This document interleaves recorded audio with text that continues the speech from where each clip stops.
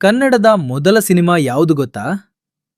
1934ರಲ್ಲಿ ಬಿಡುಗಡೆಯಾದ ಸತಿ ಸುಲೋಚನಾ ಇದು ಕನ್ನಡದ ಮೊದಲ ಟಾಕಿ ಸಿನಿಮಾ.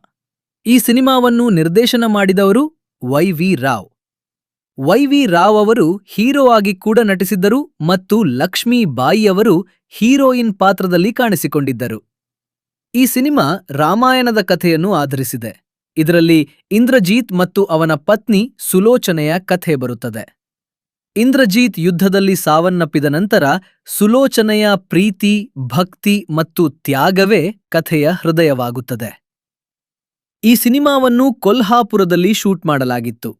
ಆ ಸಮಯದಲ್ಲಿ ಹಲವಾರು ಕಲಾವಿದರಿಗೆ ಕನ್ನಡ ಭಾಷೆ ತಿಳಿದಿರಲಿಲ್ಲ, ಆದರೂ ಅವರು ಡೈಲಾಗ್ಗಳನ್ನು ಕಲಿತು ಅಭಿನಯ ಮಾಡಿದ್ದರು.